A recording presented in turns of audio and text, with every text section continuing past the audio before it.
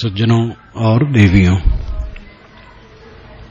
सद्गुरु कबीर का एक पद है, माया मोह मोहित कीना, ताते ज्ञान रतन हरि लेना। जीवन ऐसो सपना जैसो, जीवन सपन समाना। आदि गुरु उपदेश दीनो ते छाड़ू परम निधाना। ज्योति देख पतंग हुलसे, पशु न पेखे आग। काल फांस नर मुग्ध न चेतो, कनक कामिनी लाग। शेख सैयद किताब निरखे, सुमृत शास्त्र विचार। सदगुरु के उपदेश बिन ते जान के जीव मार।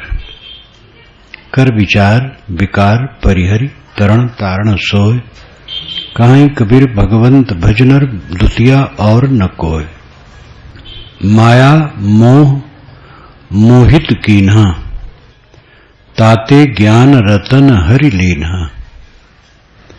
माया के मोह ने जीव को मोहित कर दिया, इसलिए उसका ज्ञान रत्न खो गया।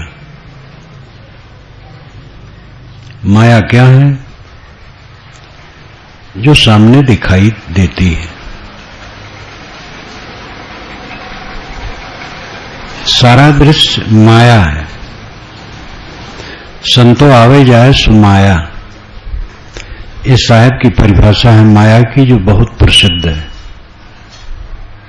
हजारी प्रसाद द्विवेदी ने मुझसे बात करते समय एक कहा, कबीर साहब तो माया की परिभाषा सरल कर दी है, संतो आवे जाए सुमाया।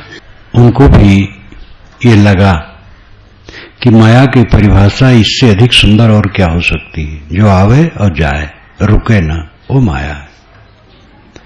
माया मोह मोहित कीना, माया के मोह ने मनुष्य को मोहित कर दिया, इसलिए ज्ञान रत्न खो गया। हमारा ज्ञान, आत्मज्ञान, जीवन की सच्चाई खो जाती है माया मोह में। जब हम किसी वासना के अंधकार में पड़ते हैं, तब कर्तव्य अकर्तव्य भूल जाता है। वक्तव्य अवक्तव्य भूल जाता है। क्या बोलना चाहिए, क्या नहीं बोलना चाहिए, क्या करना चाहिए, क्या नहीं करना चाहिए, कैसे सोचना चाहिए, कैसे नहीं सोचना चाहिए, ये ख्याल भूल जाता है। संसार के सारे व्यवहार वाणी में बंधे हैं। मनुष्य का जो व्यवहार होता है, सारे व्यवहार वाणी में बंधे हैं। इसलिए वाणी का अत्यंत महत्व है, बोलने का। सत्य हो और प्रिय हो और कम हो। सत्य बोलना चाहिए, प्रिय बोलना चाहिए और कम बोलना चाहिए। और जो बोलना चाहिए सोच समझ करके बोलना चाहिए। एक बोलने पर हम ध्यान दें और इसी की साधना करें तो हमारा बहुत लाभ होगा। बड़ी बड़ी अशांतियां गलत बोलने से आती हैं। सही बोलने से वो अशांति नहीं आती है। हमारा ज्ञान अज्ञान से ढका है, बेसमझी से ढका है। अज्ञान दार्शनिक भाषा है, बेसमझी ये सहज भाषा है, ग्रामीण भाषा है, लेकिन बात एक है। गन्ना में जहां गांठ होती है वहां रस नहीं होता है, जहां रस होता है वहां गांठ नहीं होती है। इसी प्रकार जहां समझ सही नहीं होती वहां दुख होता है, जहां दुख होता है वहां समझ सही नहीं होती है। ये कारण कार्य की व्यवस्था है। बिना कारण के कार्य नहीं होता है। दुनिया में जितने कार्य होते हैं सबके कारण होते हैं। कहीं प्रेम होता है तो उसमें कारण होता है, वो कारण बदल जाए तो प्रेम खत्म हो जाता है। कहीं वैर होता है तो वैर का कारण होता है, और वो कारण अगर न रहे तो वैर खत्म हो जाता है। अगर हमने माना कि अमुक से हमारा नुकसान है तो हम वैर कर लेते हैं, जब ये समझ में आता है उससे नुकसान नहीं है, फायदा है, तो प्रेम कर लेते हैं। सारे प्रेम वैर कारण से बदलते रहते हैं। ऐसे दुनिया की सारी क्रियाएं कारण से होती है, बिना कारण के कार्य नहीं होता है। अगर हमारे मन में, वाणी में और इंद्रियों के बर्ताव में ठीक ठाक नहीं है तो अज्ञान उसमें कारण है, न समझना कारण है। अज्ञान के दो रूप हैं, एक तो सहज न जानना, और एक जानते हुए भी खराब काम करना, वो खास अज्ञान है। तंबाकू खाने वाले, बीड़ी पीने वाले, सिगरेट पीने वाले, शराब पीने वाले सब जानते हैं ये हानिकर है, और अनेक नशा की वस्तुओं पर, उसके पैकेट पर या बोतल पर लिखा रहता है ये स्वास्थ्य के लिए हानिकर है। कौन नहीं जानता है, लेकिन वो जानना कहां हुआ। हम सांप को जानते हैं कि विषधर है, इसलिए दूर से सांप आता हो तो भाग जाते हैं। अगर यही कोई कह दे सांप, सब भयभीत हो जाएंगे। ऐसा हम अपने दोषों को कहां समझते हैं। बिच्छू छोटा होता है लेकिन उसके डंक में विष, उससे भी हम घबराते हैं। समझ लेने का अर्थ है, ज्ञान हो जाने का मतलब है प्रकाश हो जाना। सामान्य ज्ञान काम नहीं करता, विशेष ज्ञान काम करता है। जैसे सामान्य अग्नि हमारे शरीर में है लेकिन वो जलाती नहीं है। लकड़ी में आग है, उसको चीरो, काटो, कहीं आग नहीं निकलती है, लेकिन एक विशेष विधि से मंथन करने पर आग पैदा होती है। बांस की रगड़ से, बांस की कोठी में बांस की रगड़ से कभी कभी अपने आप आग लग जाती है। तो सामान्य ज्ञान काम नहीं करता है, विशेष ज्ञान। और ये विशेष ज्ञान जो सामान्य ज्ञान है उसका अभ्यास करते करते होता है। जान लेने से काम नहीं होता है, जान करके अभ्यास करते करते वो ज्ञान बढ़ता है। अज्ञान से आदमी खराब काम करता है। ये अज्ञान और सामान्य ज्ञान दोनों में फर्क है। सामान्य ज्ञान हो गया, सामान्य ज्ञान तो सबको है, कौन नहीं जानता है। अत्यंत पामर आदमी भी समझता है कि विषय वासना एक खुजली है जो तत्काल अच्छी लगती है, फिर जलन होती है। विवाह लोग करते हैं तो कई लोग मजाक करते हैं, मित्र लोग, अरे अब तू बधा, मित्र लोग कहते हैं अरे अब तू बैल बना। ट्रेन में मैं चल रहा था तो पास में एक रिजर्वेशन था साइड में, तर ऊपर दो जवानों का, तो एक हंसा, दूसरे ने कहा हंस ले आज, कल से तेरे को रोना है। मैंने कहा भाई ऐसे क्यों कहते हो? कि महाराज ये दूल्हा है, कल इसकी शादी होगी और शादी होगी फिर रोना है। तो शादी वाले भी समझते हैं शादी के बाद रोना है लेकिन खुशी से शादी कराते हैं। अब जो कोई समझ ले रज्जब की तरह, रज्जब एक मुस्लिम साधक थे, तो साधक थे और फिर मन कुछ ऐसा हो गया, लोग कहे कोई अपना मन ढील था, तो उन्होंने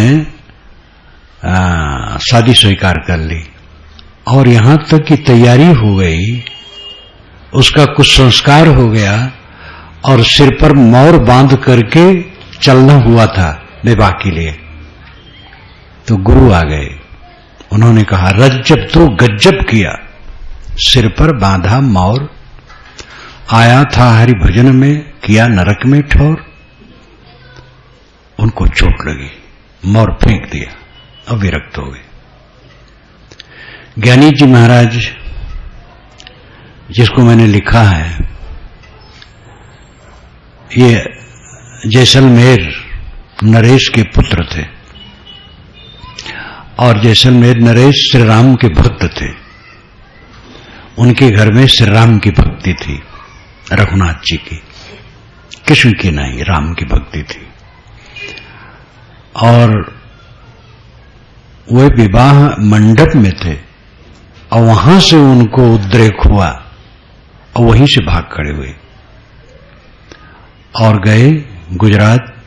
एक वैष्णव संत से दीक्षा लिए, राम भक्त थे तो राम उपासक वैष्णव से दीक्षा ली। दीक्षा के बाद साधना में राम नाम जप या जो कुछ वैष्णव लोग करवाते हैं वो करते थे। कुछ दिनों के बाद कहे महाराज मुझे शांति नहीं मिल रही।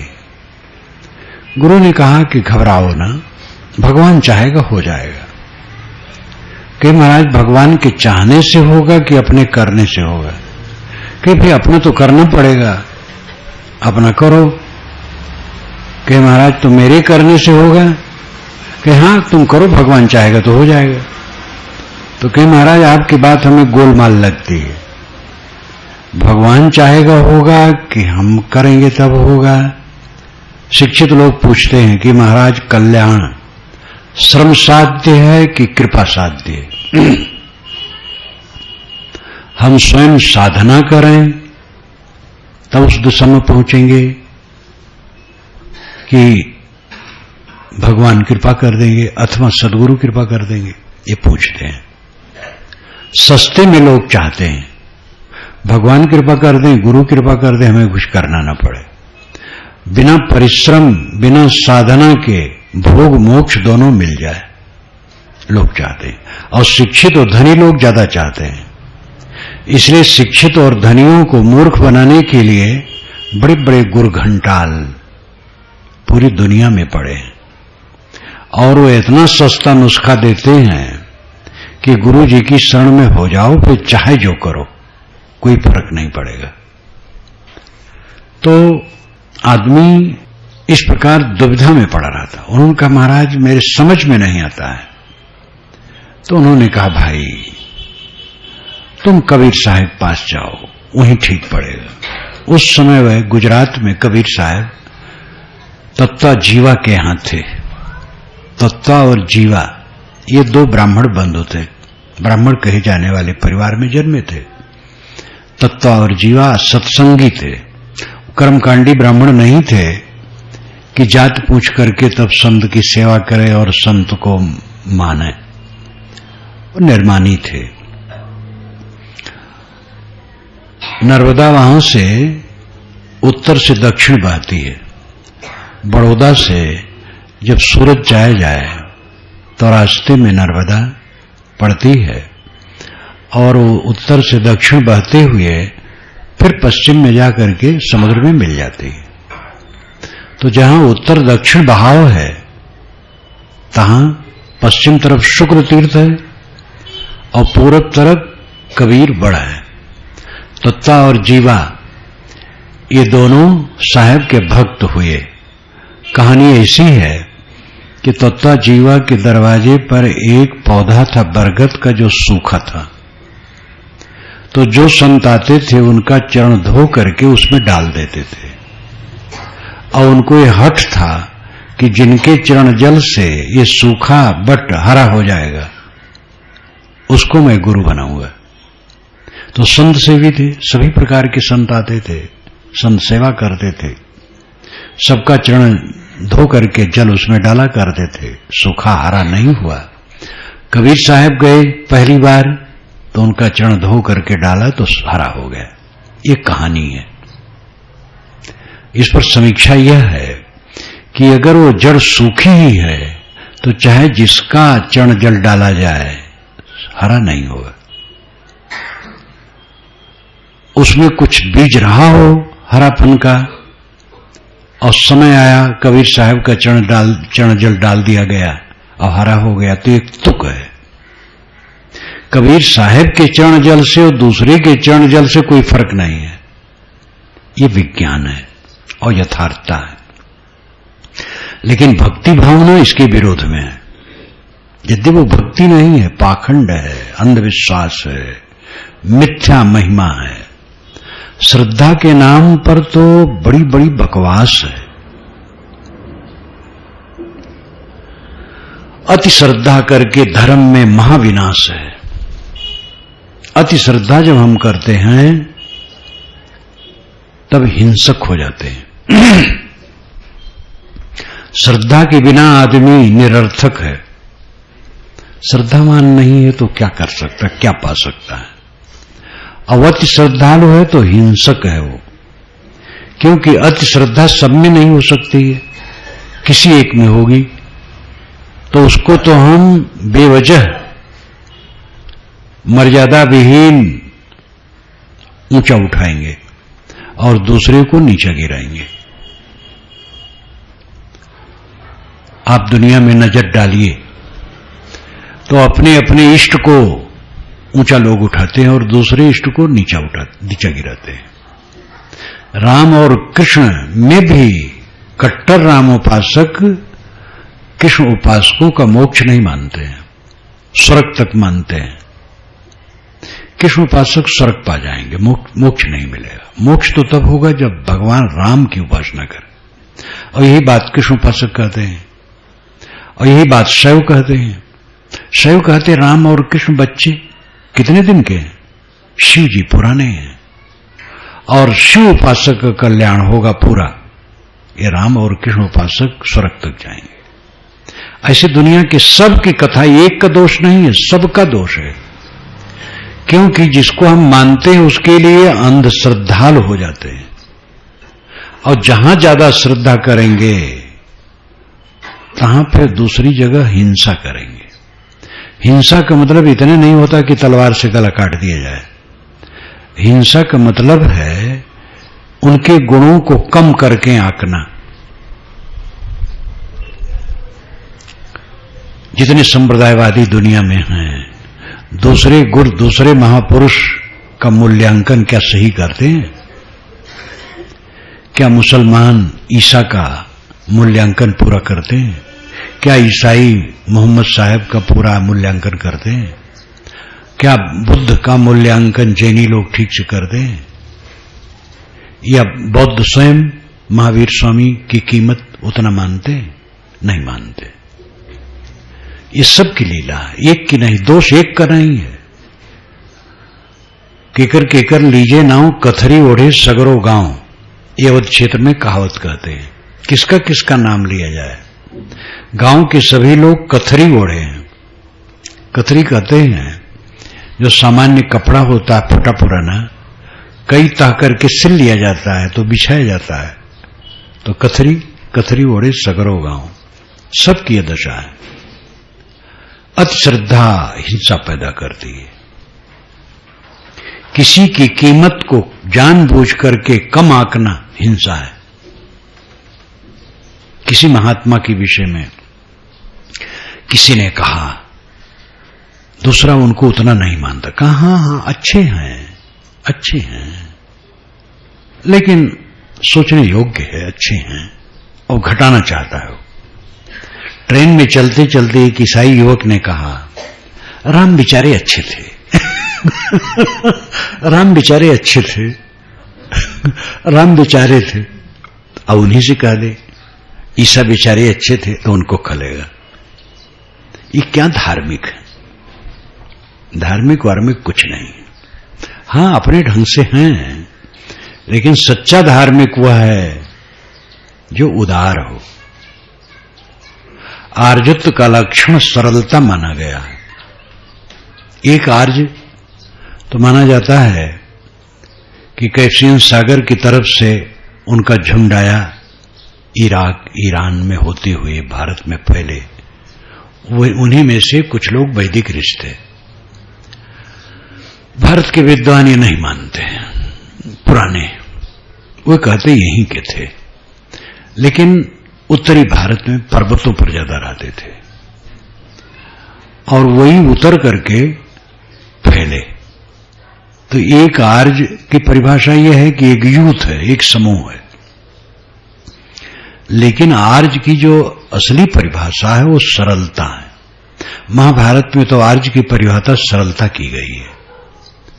आर्य कौन है? जो सरल हृदय है। सरल हृदय निष्कपट होता है। सरलता इंसानियत की उच्चतम पहचान है। ज्ञानी, सच्चा ज्ञानी सरल होगा, सच्चा महान पुरुष सरल होगा, सच्चा विद्वान सरल होगा। जितनी ऊंचाई पर होगा उतना वो सरल होगा। अब कुछ मर्यादाएं हैं।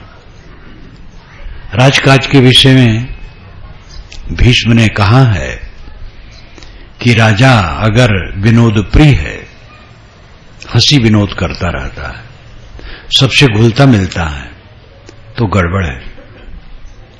उसके नौकर ही उसको तुच्छ समझेंगे और मजाक उड़ाएंगे। बड़ा बढ़िया वर्णन है, लंबा चौड़ा। कहेगा अरे तो नौकर भी कहेंगे राजा साहब तो हमारी जेब में है।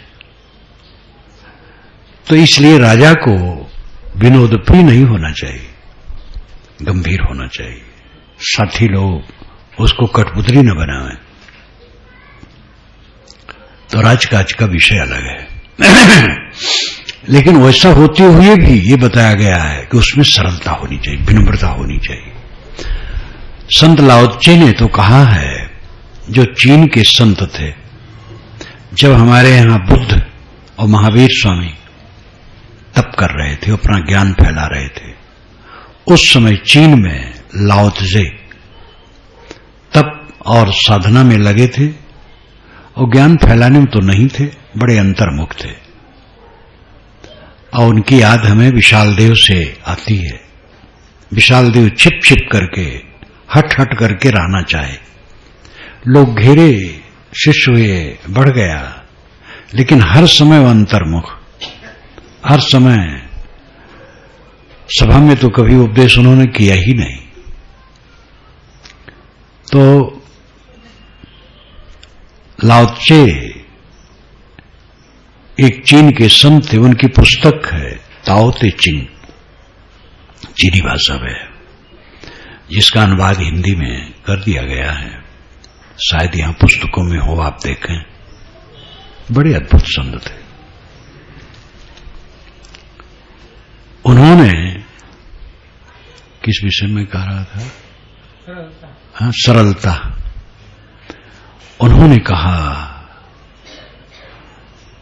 जैसे पौधा कोमल होता है तो बढ़ता है, बड़ा होता है, फलता फूलता है, फिर और जो पक जाता है, कठोर हो जाता है, वो पतन होता है, उसका टूट के गिरता है। कोमल बनो, सरल बनो। बच्चे की तरह क्या तुम सरल अपने को बना सकते हो? शिशु की तरह क्या तुम अपने को कोमल बना सकते हो? राजा के लिए भी उन्होंने कहा है, राजा अपने को सबसे पीछे और नीचे माने, तुच्छ माने। प्रजा न हो तो राजा कैसा? राजा प्रजा के नाते है। राजा ये सम्राट स्वयं समझे कि मैं राजा नहीं हूं, प्रजा राजा है। और उत्तम राजा वह है जिसको कोई न जाने और काम सब हो। मध्यम राजा वह है जिसको लोग जाने, उसके प्रति श्रद्धा करें। और तीसरे नंबर का राजा वह है जिससे लोग डरें। और चौथे किस्म का वह है जिससे लोग घृणा करें। वो महापुरुष स्वयं सम्राट के यहां एक बड़े पद पर रहा, लेकिन देखा कि सम्राट अपनी गद्दी में चिपका है, पब्लिक की चिंता नहीं है। और पब्लिक बटी हुई है, संगठित नहीं है। इसलिए इसको चलाना बहुत मुश्किल है। तो वो छोड़ करके विरक्त हो गया, एकांतवासी। अद्भुत पुरुष, कबीर से तुलना उनकी व्यापक रूप में की जा सकती है। अद्भुत संत। तो उसने कहा है कि सम्राट अपने को तुच्छ माने और अपने को पीछे नीचे रखे, और उसकी वाणी का पीछे सम्राटों ने अध्ययन मनन किया और यहां तक लागू कर दिया था कि उसको रोज पढ़ा जाए, सुना जाए, प्रयोग किया जाए। एक सम्राट ने तो यहां तक कह दिया था कि लाओ जी की वाणी जब पढ़ी जाए, सुनाई जाए, और उस समय कोई मुंह खोल करके मुंह बावे, पैर फैलावे, जफाई ले तो दंडित किया जाए। तो लाओजे की वाणी कोमल बनो। और सभी संत के साहब ने क्या कहा? सब ते लघुता भली, लघुता ते सब होए, जस द्वितीया को चंद्रमा शीश नवे सब कोय। सबसे विनम्रता अच्छी है, विनम्रता ही से श्रेष्ठता होती है। जैसे द्वितीया का चंद्रमा सब नमस्कार करते हैं, पूर्णमासी की चंद्रमा को नहीं। एक बात समझाने का तरीका है। पूर्णिमा, पूर्णता के लिए पूर्णमासी का उदाहरण दिया जाता है, लेकिन यहां है द्वितीया का चंद्रमा नमनीय है, क्योंकि वह निरंतर प्रकाशित होता जाता है रोज रोज, और पूर्णमासी का चंद्रमा रोज घिसने लगता है, सही लगने लगती है। विनम्रता सबसे ऊंची है। सरलता आर्यत्व है, श्रेष्ठत्व है। आर्य का मतलब श्रेष्ठ। ये जाति से मतलब नहीं है। महाभारत में बड़ व्यवस्थित बात है और ऐसी बात भी लिखी है, लेकिन उदारता की बात काफी है। और उन्होंने कहा मनुष्य जो सरल हो वो आर्य है, श्रेष्ठ है। आर्यत्व हमारे में आना चाहिए। साधक में तो सरलता अगर नहीं है तो साधक क्या है? ज्ञानी सरल होता है। हमारे अंदर का कूड़ा कबाड़ क्यों? माया के मोह से मोहित है, इसलिए ज्ञान रत्न खो गया है। साहब चोट करते हैं, जीवन ऐसो सपना जैसो जीवन सपन समाना। जीवन कैसा है? सपना जैसा। जीवन सपने के समान है।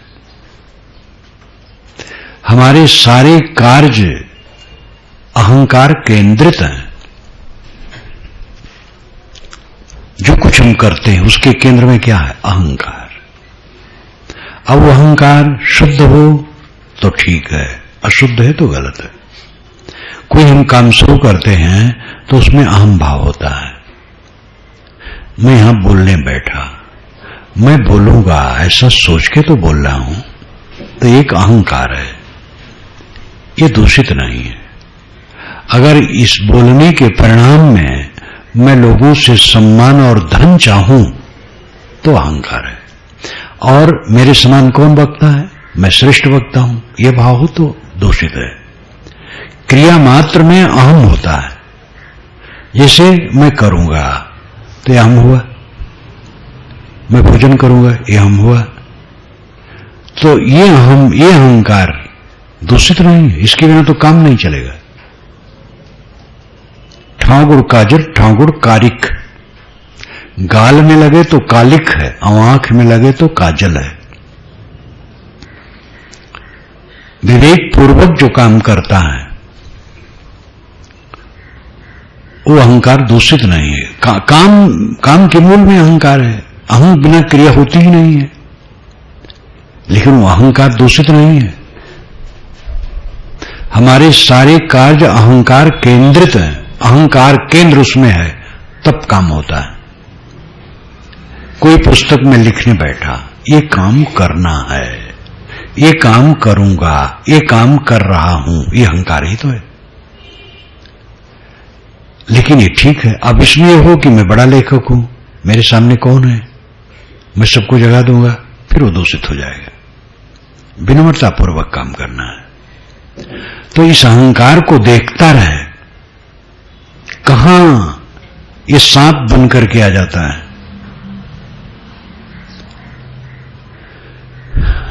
हम लोग मिट्टी के लौंदे में बैठे हैं, सबका शरीर एक एक मिट्टी का लौंदा है,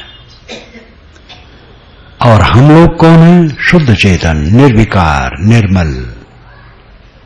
उसमें नाम रूप नहीं है, उसमें कोई विकार नहीं है। जिसको हम प्रदर्शित करना चाहते हैं, एक साधक ने कल मेरी प्रशंसा करना शुरू की। मैंने कहा, बेटा, जिसकी तुम प्रशंसा करते हो वो मेरा नहीं है, और जो मैं हूं उसकी प्रशंसा नहीं कर सकते हो। मैं जिसे दिखाना चाहूं वो मेरा नहीं है, और जो मेरा अपना है उसको दिखा नहीं सकता हूं। मैं किसको दिखाना चाहूंगा? देह को, इसके रूप को, इसके नाम को प्रदर्शित करना चाहूंगा। विद्या, बुद्धि, ज्ञान, यही सब तो दिखा सकूंगा। फिर धन दौलत, मकान दुकान, जो कुछ भी है, और ये सब न मेरा है न मैं हूं। मैं निर्विकार, आकार विहीन, रंग रूप विहीन, शुद्ध चेतन हूं। उसको मैं दिखा नहीं सकता। जो मैं हूं उसको दिखा नहीं सकता, और जिसको मैं दिखाना चाहता हूं वो मैं नहीं हूं, मेरा नहीं है। तो शांत हो गए। किसकी बड़ाई, क्या बड़ाई? जिसकी बड़ाई हो रही है वो मेरी है ही नहीं, वो चीज ही मेरी नहीं। अपने अहंकार को साधक देखता रहे, जीवन सपने के समान चला जाता है।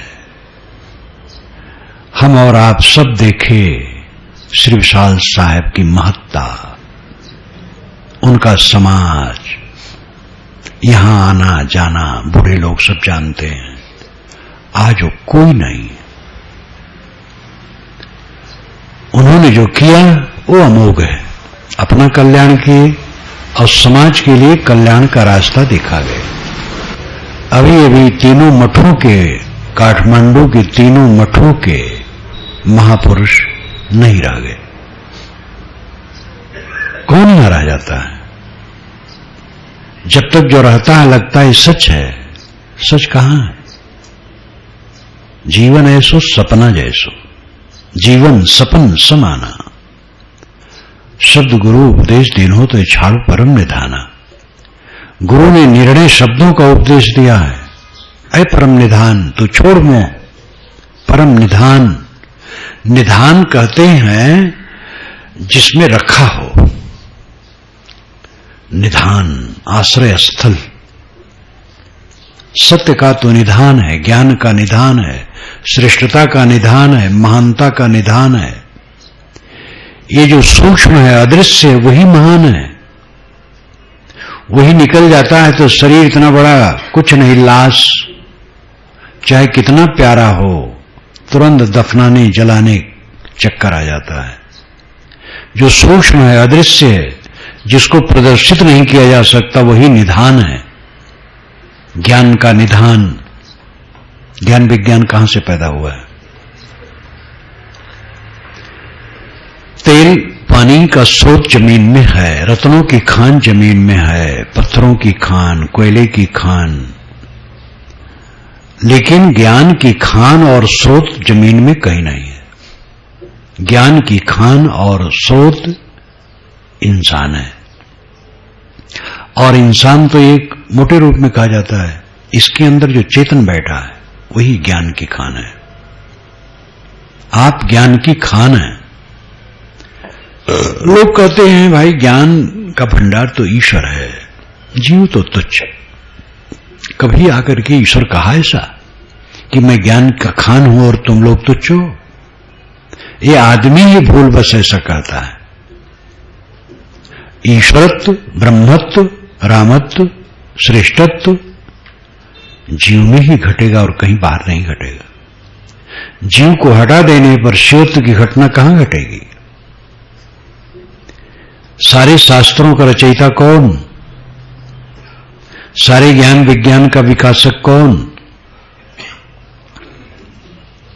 सारे ईश्वरों की कल्पना करने वाला कौन? सारे देवताओं का स्थापक कौन? इंसान। इसलिए मानुष तेरा गुण बड़ा है, मनुष्य तेरे सद्गुण बड़े हैं। मनुष्य नहीं मानसा श्रेष्ठतरम किंचित, वेदव्यास ने भी कहा महाभारत में। मनुष्य श्रेष्ठतर कुछ नहीं है। मखलूक ही मजारे खालिक है और इंसान अशरफ उल मखलूकात है। ये मुस्लिम साधक भी कहते हैं। मखलूक ही मजारे खालिक है, प्राणी ही प्रत्यक्ष ईश्वर है। मखलूक नाम प्राणी, मजारे नाम साफ स्पष्ट प्रत्यक्ष, खालिक नाम ईश्वर। मखलूक ही मजारे खालिक है, प्राणी ही प्रत्यक्ष ईश्वर है और इंसान अशरफुल मखलूकात है और इंसान अद्वितीय है। उसमें प्राणियों में सबसे उच्च अद्वितीय है। मनुष्य को तुच्छ कहना अपराध है। मनुष्य महान है। स्वामी विवेकानंद ने भी इसको कहा है, तुच्छ तुच्छ कहते हुए अपने को तुच्छ कर डाले हो। बड़े भावुक हृदय के थे, उनकी वाणी में भी खूब लहर है। जीवन ऐसो सपना जैसो जीवन सपन समाना, आदि गुरु उपदेश तीनों ते छाड़ परम निदाना। अय परम निदान, अय ज्ञान का सागर, सुख का सागर, शांति का सागर, मोह छोड़ दे। आप सुख के सागर हैं, शांति के सागर हैं, अनुभव नहीं होता है। दुख देह निर्माण दुख स्वरूप। आज मैंने महाभारत के अंश में लिखा, देह पैदा होना दुख स्वरूप और देहाभिमान से वो दुख बढ़ता है।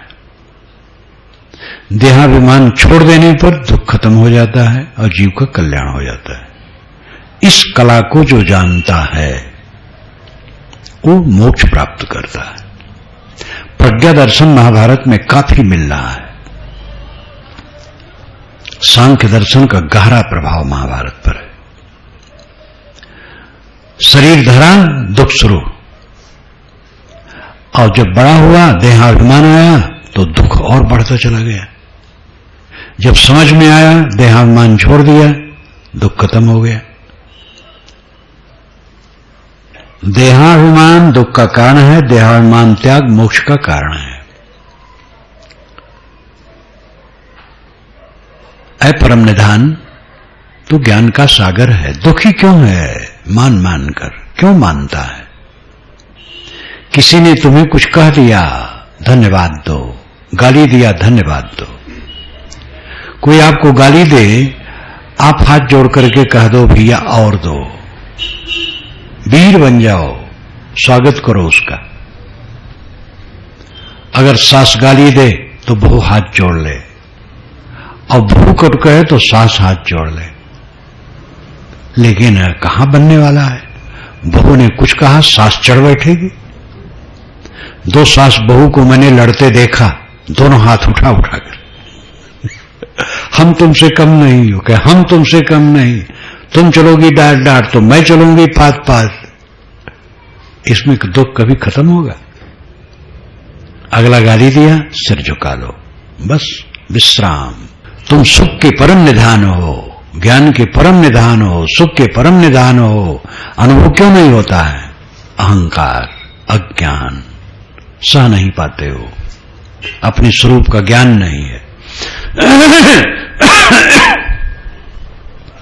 ज्योति देख पतंग हुलसे पशु न फेंके आग। ज्योत देख करके पतंग हुलसता है, हर्षित होता है। बड़ा सुंदर सुंदर ज्योति तो चिपकता है और भस्म हो जाता है। एक बार दीपक के सामने मैं लिख रहा था, एक बड़ा पतंगा आया तो उसको मैं हटाना चाहा, वो हटे नहीं। दीपक के किनारे एक पंख झुलसने लगा, तब भी भागना चाहिए, नहीं भागा और कूद पड़ा उसे में, भक्ति चल गया। साहब की वाणी याद आई, ज्योति देख पतंग हुलसे पशु न पेखे आग। वह मूर्ख आग नहीं देखता है। काल फांस नर मुग्ध न चेतो कनक कामनी लाग। ऐ मनुष्य, मोह के काल के फांस में तो फंसा हुआ है, इसलिए जग नहीं रहा है, दुनिया के माया मोह में डूबा है। शेख सैयद किताब निरख, सुमृत शास्त्र विचार, सदगुरु के उपदेश बिनते जान के जीव मार। साहब की दृष्टि हिंसा की तरफ लौटी। मोह माया की बात उन्होंने कही, अब हिंसा तरफ कहते हैं। शेख सैयद, मुगल पठान इत्यादि मुस्लिम भाई ये किताब निरख हैं। साहब उनकी भाषा बोलते किताब, उनका किताब पढ़ते हैं। और सुमृत शास्त्र विचार, और पंडित लोग स्मृतियों और शास्त्रों का विचार करते हैं, लेकिन दोनों जीव मारते हैं। भगवान को और देवता को खुश करने के लिए जीव मारते हैं। तो साहब कहते सदगुरु के उपदेश बिना ते जाने की जीव मार। सदगुरु का उपदेश तेरे को नहीं मिला, अभी सदगुरु तेरे को नहीं मिले हैं, तभी जीव को दुख देता है। तू जानता है इसमें प्राणी है, वो मार रहा है, कितना गलत है। क्या देवता किसी प्राणी का वध चाहेगा? क्या ईश्वर किसी की हत्या से खुश होगा? लेकिन आज पर्यंत ये धर्म में चल रहा है। ईश्वरवादी मतों में जीव मार करके ईश्वर और देवता को खुश करने का प्रचलन है। बुद्ध महावीर दोनों ने ईश्वर नहीं माना, आत्मशोधन पर ही कहा, उनमें जीव मारने कोई बात नहीं है।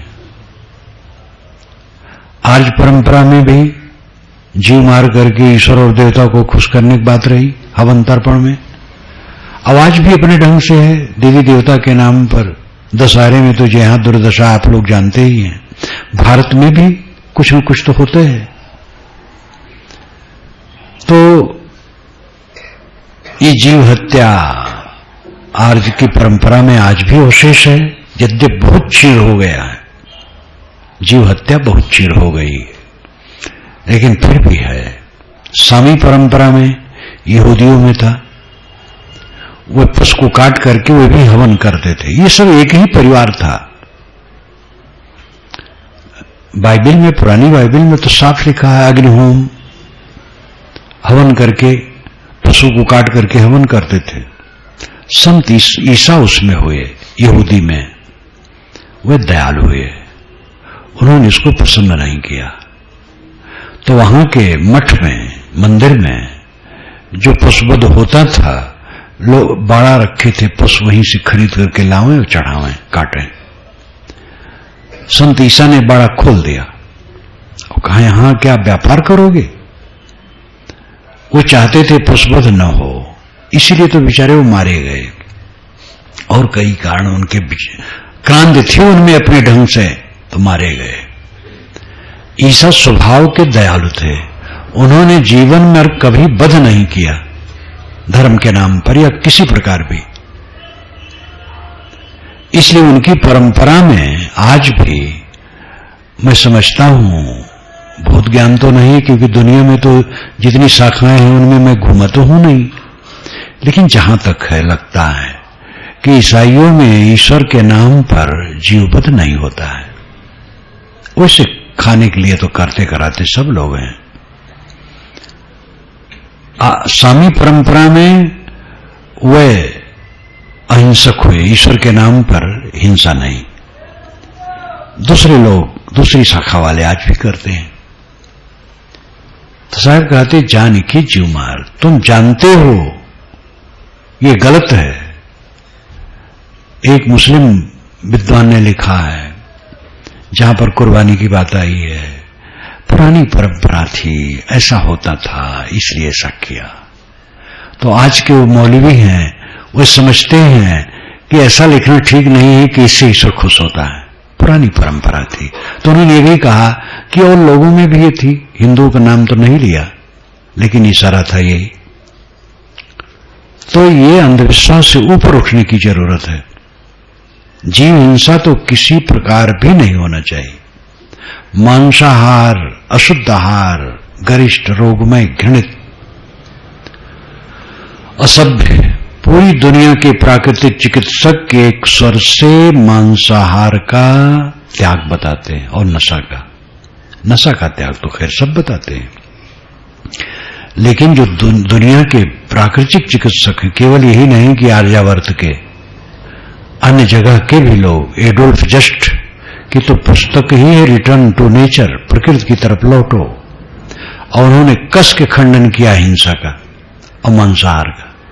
उन्होंने तो ये भी कहा है कि संत ईसा दयालु जैसे वो मांस खाएंगे। बाइबल का अनुवाद अशुद्ध है, जिससे लोग सिद्ध करते हैं ईसा मांस खाते थे। इतना तो लिखा है नई बाइबल में कि बहुत मांस खाने वाले कल्याण नहीं होता है। तो सदगुरु कहते हैं, सदगुरु के उपदेश बिनते जान की जीवमार, कर विचार विकार परिहर तरण तारण सोए।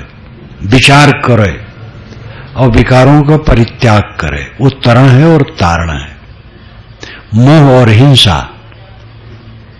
विषयासक्ति, मोह और हिंसा, ये सब पर विचार करे, कर विचार, और विकार परिहरी, विकारों का सर्वथा परित्याग, परिहरि का मतलब सर्वथा परित्याग करे। तरण तारण सोए, वह तरण है और तारण है। स्वयं तर गया और दूसरे को तारने वाला है। श्री प्रेम साहब जी एक बार बातचीत करते हुए मुझसे कहे, विषयासक्ति छूट जाए, हिंसा छूट जाए, बस मुक्त है। छोटे वाक्य में कहा उन्होंने, विषयासक्ति छोड़ दे और हिंसा छोड़ दे, बस मुक्त है। हिंसा छोड़ दे, विषयासक्ति छोड़ दे, इसका अर्थ बहुत व्यापक है। कोई स्त्री पुरुष जनित मोहासक्ति छोड़ दे, गुरुवाई की मुंह हो और गुरुवाई के लिए लड़ता हो तो कहां विषयासक्ति छोड़ा। मंथी के लिए लड़ता हो, तलवार से छुरी से काटना तो छोड़ दे, लेकिन कटु कहे, झूठ बोले, दुख देने वाली बात कहे, किसी के दुखी होने पर खुश हो, किसी के सद्गुणों को घटा के कहे, तो हिंसा कहां छुटी है। सत्य अहिंसा गांधी जी ने कहा। सत्य अहिंसा में बहुत व्यापक अर्थ होता है, लेकिन एक सद्गुण ठीक से पकड़ लिया जाए तो अन्य सद्गुण अपने आप आ जाते हैं, ये पक्का है। और एक दुर्गुण पकड़ लो तो अन्य दुर्गुण अपने आप आ जाएंगे। इसलिए दुर्गुण से बचना चाहिए और सद्गुण ग्रहण करना चाहिए। कर विचार विकार परिहरी, विचार करो और विकारों का परित्याग करो। तरण तारण सो, तरण है और तारण है। तरण का मतलब तर गया और तारण का मतलब दूसरे को तार देता है। तार देने का अर्थ है अपनी वाणी से वो बताता है और उसके दिव्य आचरण और व्यवहार को जो समझ पाए वो प्रेरित होता है। काम क्रोध लोभ मोह में नहीं पड़ना चाहिए, ये तो सब कहते हैं, लेकिन जो कहने वाले स्वयं काम क्रोध लोभ मोह में पड़े हैं तो प्रेरणा नहीं मिलती है। ऐसा व्यक्ति हमारे बीच में हो जो काम क्रोध लोभ मोह में नहीं है, शांत आत्मा है, निर्विकार है, निर्मल है, उसका प्रभाव पड़ता है। वो मौन भी रहे तो उसका प्रभाव पड़ता है। विशाल देव ने कौन व्याख्यान कब दिया है? कभी नहीं। एक को समझा रहे हैं, दो चार आ जाए तो मौन। यहीं से नेपाल से भगत लोग गए थे काफी, तो साहब के पास बैठे बहुत लोग, तो कहे साहब कुछ सुनाइए। साहब कहे तो और कठिन है। चुप। साहब एक से बोलते थे और लोग सुनना चाहें तो आड़ में बैठ करके वहां बैठ के सुना करें। साहब की आवाज कड़ी थी, ऊंची थी, बोलते थे। अगर रात का समय रहे काफी दूर तक आवाज जाती थी। उनके सामने कई लोग बैठ गए तो मौन। तो उन्होंने कौन व्याख्यान दिया, लेकिन उन्होंने जीवन जिया। पूरा विशाल वचनामृत ग्रंथ उनके अनुभव का रस है, कोई संकलन नहीं है, कोई देख पढ़ के नहीं लिखा गया है, बोला गया है। तो लिखे भी नहीं, बोले हैं वैदिक ऋषियों की तरह। उनके जीवन का रस है, अनुभव है। हमारे मन सुख से भागी चलो, सुख कारण परिश्रम महा है, सब दुख आए हालो। ऐ मेरे मन, सुख को छोड़ करके भाग चलो, ये सुख के पीछे बड़ा दुख है। बारंबार उन्होंने विषय वासना, अहंकार, आसक्ति, देहाभिमान, इस सब को रगड़ा है। तो जो तरण है और तारण है, जो तरण है वही तारण है। जो तर गया उसके संपर्क मात्र से सत्पात्र प्रेरणा पा जाता है, और नहीं सत्पात्र है, पासे में है, नहीं समझता है, तो क्या समझेगा। ये तो बड़े बड़े पुरुषों के सामने ऐसा हुआ है। दुनिया के जो जीवन मुक्त पुरुष हुए हैं, उनके पास भी ऐसे रहने वाले रहे हैं जो राग द्वेष का पोषण करते रहे, उनको नहीं समझते रहे। संत ईसा को लो, चाहे बुद्ध को लो, चाहे महावीर को लो, चाहे विशाल देव को लो, चाहे नाम कहां तक लिया जाए, सब ये तो प्रकृति की ही यही है। दुनिया की जीवन मुक्त पुरुषों के पास में रहने वालों में भी कुछ ऐसे थे जो उनको नहीं समझते थे, यहां तक उनका विरोध करते थे। तो संसार ऐसा है, इसको लेकर के भी आश्चर्यचकित नहीं होना चाहिए। हमें सही होना चाहिए, हमें ठीक रहना चाहिए बस।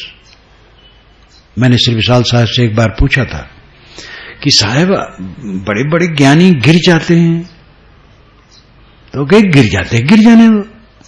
जो नहीं गिरना चाहे क्यों गिरेगा? जो कल्याण चाहेगा ऊपर उठेगा। उनकी वाणी में इतना बल होता था, फोर्सली कहते थे, शब्द उनके बड़े गंभीर होते थे। कहां कबीर भगवंत भजनर, कबीर साहब कहते ऐ मनुष्य, ऐसे लोग ही भगवान हैं जो तर गए हैं, उनके संपर्क मात्र से सत्पात तर जाता है। ऐसे भगवान का भजन करो। भजन सेवा, आराधना, उपासना करो, द्वितीय और न कोई, और कोई तुम्हारा उद्धारक नहीं है। परोक्ष ईश्वर के विषय में तो हम केवल कहते हैं, वो बोलता नहीं, उत्तर नहीं देता है। प्रत्यक्ष ईश्वर ये विवेकवान पुरुष ही हैं जो हमें प्रेरित करते हैं अपनी वाणी से, अपने दिव्य आचरण से, और हमारे उद्धार का रास्ता बनता है।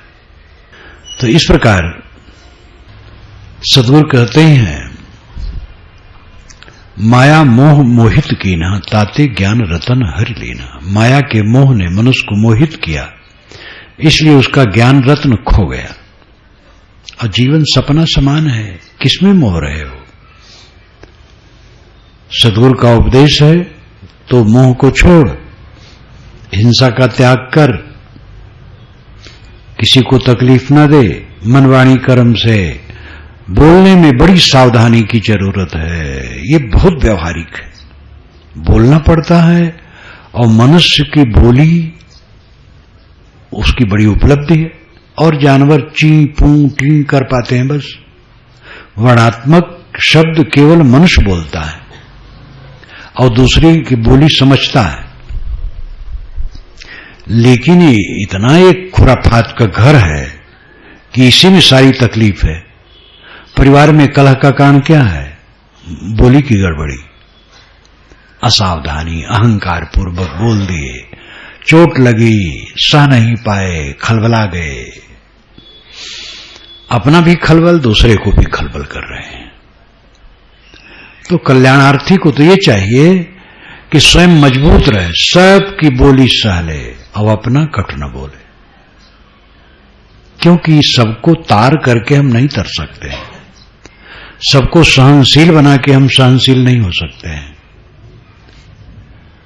हम स्वयं सहनशील हों, चाहे जितना कटकुठार हो, निर्विकार भाव से सह ले, स्वयं कट न कहें, बस यही रास्ता है। और बड़ा सरल रास्ता है, बस आज से प्रतिज्ञा कर लो, हम कट नहीं कहेंगे, और कोई कट कहेगा उसको सह लेंगे, निर्विकार भाव से सह लेंगे, बस बेड़ा पार।